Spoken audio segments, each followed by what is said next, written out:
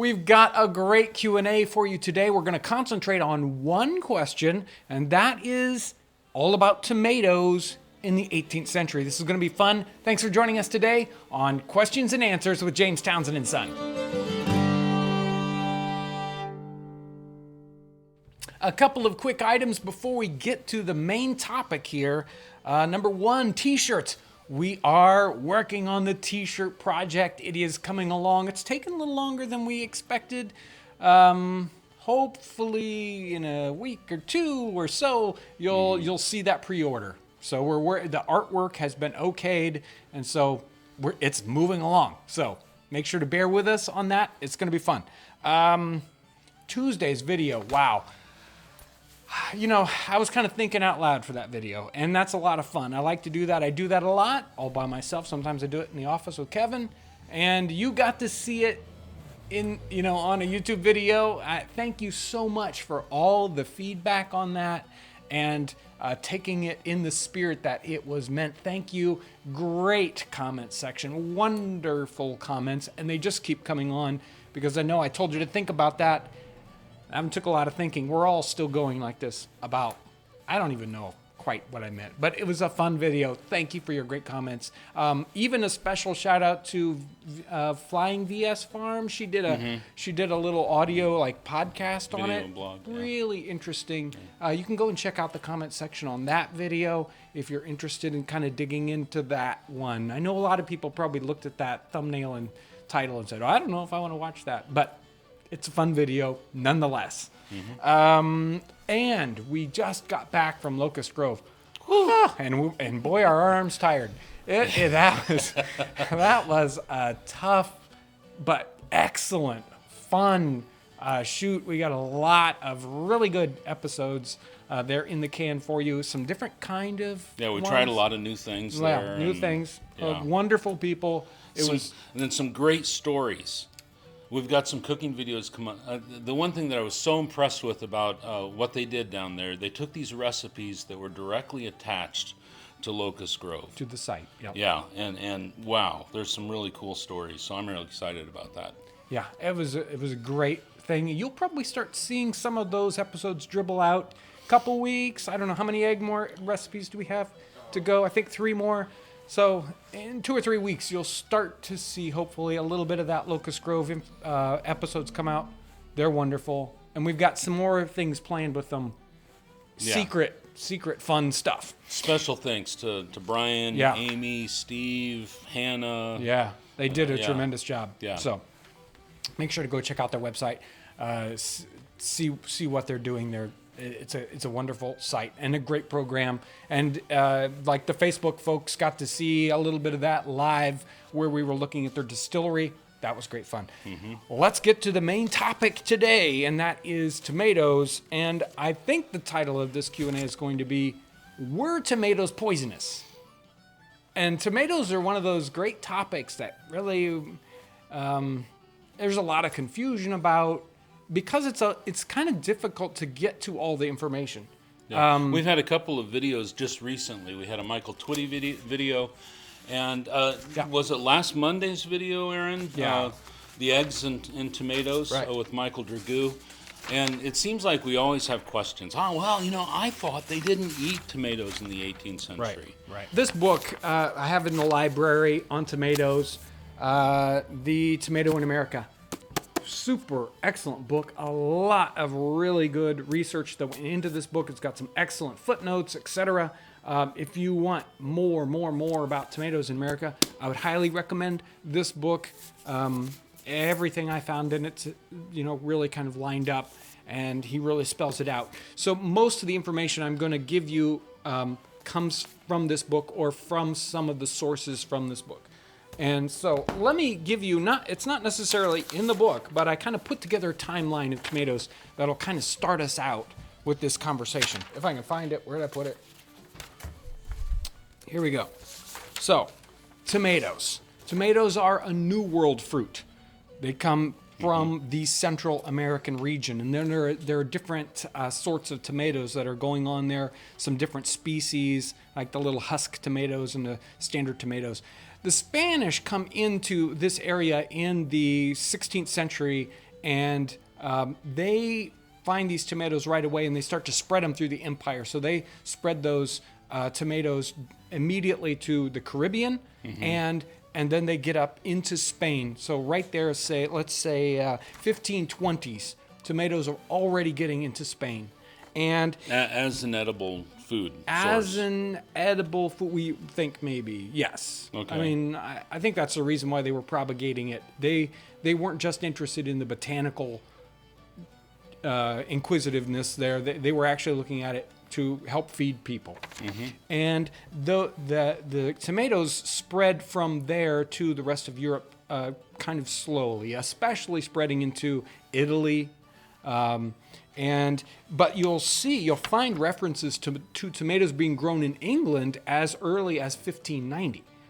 Interesting. But they're in England as a botanical, and possibly a little bit later than that as an ornamental. And early on in those botanical things, there were certain references that people thought that tomatoes were poisonous because they put them in the family of the nightshades, and nightshades are poisonous. It seems odd that they would say that. And in fact, let's see, Gerard's Herbal in 1597 talks about the fact that this is English, that they had tomatoes, and he was saying that the tomatoes were being eaten in Spain and Italy, but they were noxious. They were not good for you. So it's odd that, it's like, okay, obviously they can't be poisonous. So here he's kind of referencing the idea that they're poisonous, and other people are eating it. The whole philosophy behind medicine at the time, too, and I think, with Culpeper and so forth, the hot foods versus the cold foods, and how, the ideal diet was to balance out those types of food. And I wonder if that was playing into effect with this, too. Well, they classified the tomatoes as extremely cold. Ah, really? Right, so they put it way over there on one side of the spectrum. So maybe that's one of the reasons why they thought it was not good for you. I think it's kind of funny about this whole idea of whether foods are good for you or not is odd, because we still fight with that today, right? We get, coffee will kill you, and no, coffee cures you of everything, and extremely cold, right. Like death. Well, I don't know, but you would have to balance it with something extremely warm. I don't understand how that 18th century cold wet medicine stuff works. Anyway, if we go on, we get 1608. Tomatoes definitely are being used in cuisine in Spain. And we get 1692, so almost into the 1700s. We have the earliest recipe for tomatoes showing up in an Italian cookbook, but it says it's of Spanish origin. So they're connecting that with Spain, but it's an Italian thing. Early 1700s, we see tomatoes being grown in England, not just in one little spot, but being grown in England for medicinal and ornamental purposes. Okay. And they're definitely talking about it in medicinal circumstances. We start to move into 1751, and we have John Hill, who writes a history of plants, and he talks about many people eating tomatoes, even in England at the time. For soups, but they really should be ripe. Maybe they're poisonous when they're green or something like that. Huh. Okay. No fried green tomatoes, huh? There's a really interesting piece about 1750, somewhere in the 1750s. Hill, it's Hill, the same person, in his history of plants. He talks about the Jewish population there in England actually especially liking or using tomatoes in their foods.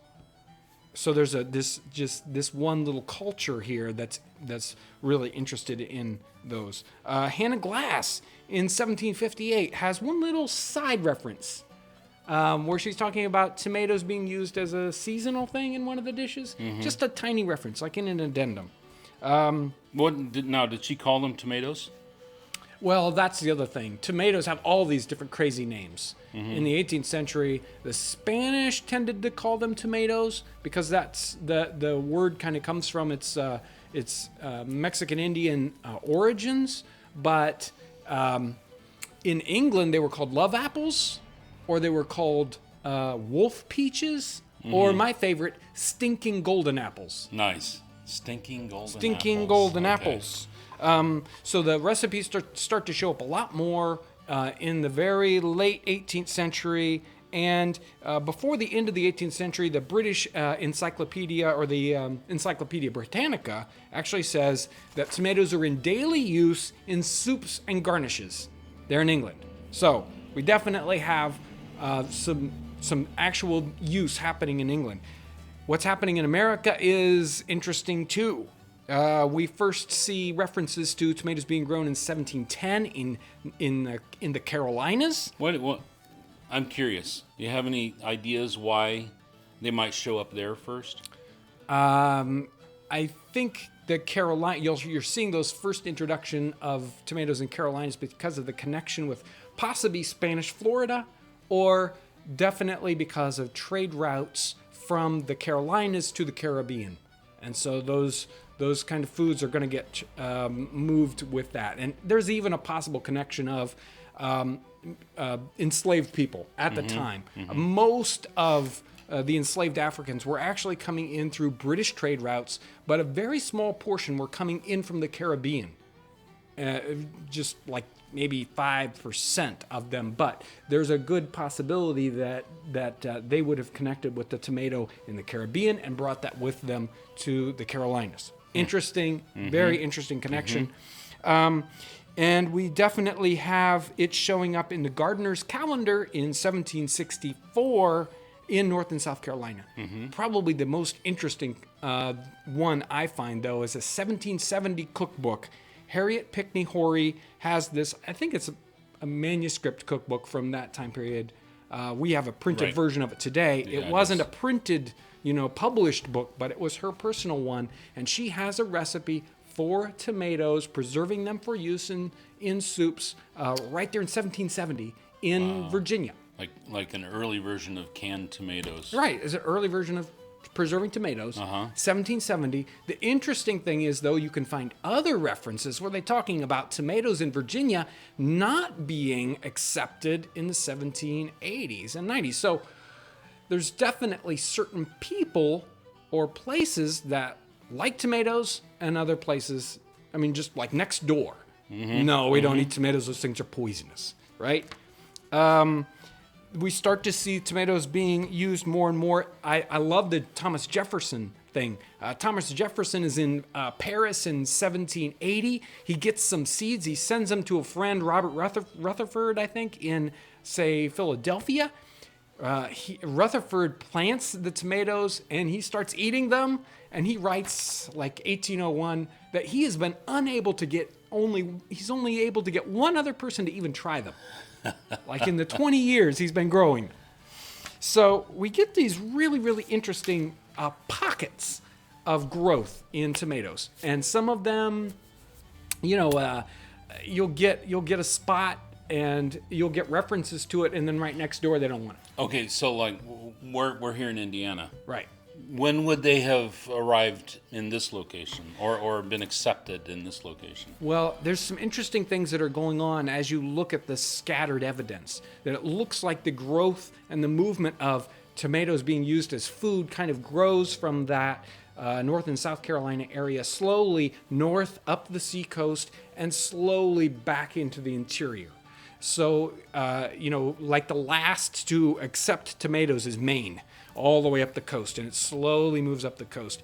And it also slowly moves back country, but pretty slowly. The interesting thing is happening, though, is with different trade routes. And the Ohio and Mississippi River are an important trade route for the Midwest, where we are here. And especially like where we were at last week. We were at Locust Grove. Yeah. They're right there in Louisville, right on the Ohio River. Oysters in Louisville. We do an oyster episode where they talk about oysters in Louisville, and they came up the river. So it looks like tomatoes were in the markets in Cincinnati in 1813, which is really early. Yeah. But that's probably because of the connection with Louisiana and the French and the Spanish culture there. New Orleans. So the tomatoes are coming up the Missouri River and coming to Cincinnati as early as 1813. So the further kind of away you are from where things are happening, the slower the tomatoes come in. the other reason is why do people think tomatoes are really poisonous?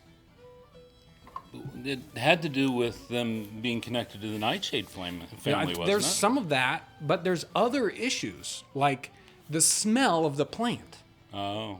So, I mean, they called it the stinking apple, right? The stinking golden apple. I can't wait to have a bacon, lettuce, and stinking apple sandwich. Yeah, the stinking apple sandwich. So that's one of the things that people reference all the time. Why this thing has to be poisonous? The plant smells bad. And it's kind of weird and fleshy and liquidy. I mean, it's red. It says it's got a lot of different indicators that might tell you stay away from that. Well, flies land on the plant and they die. Well, that's got to say something right there. Have you noticed that? No. Oh, yeah. Well, it's my understanding the plant is poisonous, but the Well, fruit is not. There you go. So it's no wonder that people were very kind of standoffish about this. And there were some references to where people said, oh, you shouldn't even brush up against this plant. And if you brush up against it, it smells bad. And so there are a bunch of things that are happening with tomatoes. It's an amazing thing. But the real question here, the real interesting part is that it's a picture of the movement of food that we can kind of look at and see what's going on, right? Mm-hmm. We can look at this example of the adoption of this strange food as a picture of how other foods get adopted into different cultures. You know, John, I think, too, there's this other issue. You know, how many times, we've included tomatoes in our videos, I don't know, less than a half a dozen times. Right. And every single time we get people asking, well, I thought they didn't eat tomatoes in the 18th century. And I think there's a point to be made in how we interpret history. Even if you have like a single resource or a couple resources that agree with each other, they didn't eat tomatoes in the 18th century. You have to be careful about drawing these hard and fast conclusions and applying that to everyone. This is a prime example of this food that was accepted by one person and rejected by their next door neighbor. Yeah. So, in this debate, did they eat tomatoes? Or I thought tomatoes were poisonous. They didn't eat tomatoes. You're right. Right. A lot of people thought they were poisonous and they didn't eat them, and yet their next door neighbor was munching on them, all the time. Yeah. I'm also fascinated too. I mean, when I think of Italian cuisine, modern Italian cuisine, and is there a central component to that cuisine? I would have to say, well, it's the tomato, and you can see this evidence of this culinary evolution through time, and trace this back, and we have foods like that in our diets today that you can trace back straight to the 18th century, the 17th century, the 16th century. And it's fascinating to me to find how some of those things, some of those items change through the years. Some of them are very similar. Right. And the adoptions and the great evolution that we have in our diets, totally amazing. It's a great topic to continue to research, and undoubtedly I'll continue to research this topic. They never go to sleep completely. They always spring up again, and we learn a little bit more and we connect some more dots. This has been a great discussion. Thank you, Kevin, for coming in on this one. And if there are viewers out there who, you've done research on tomatoes and you have bits of information, put them down in the comment section. Right. Share that information with us. We would love to see it. Right. I want to thank everyone for coming along with us on this little discovery trip where we kind of tease out these ideas, bring some conclusions to it so that we can kind of put together some ideas. There's a lot more to put together. There's more of this story. Who knows when we're going to figure this out, and continue to apply this example to other things. It's a lot of great fun. I want to thank everyone out there for your amazing support. We've gotten some great support on Patreon recently. It really helps us know and pay for some of the equipment and whatever. So that's a tremendous help to us, and especially when what? Oh, we got to tell people what you buy this week. No, I'm not telling them. It's a secret. You're going to have to wait. Man.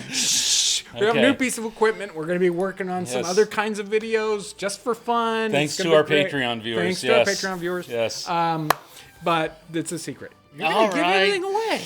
Okay, But that's hard. I thank you for all your support, and thank you so much for watching today.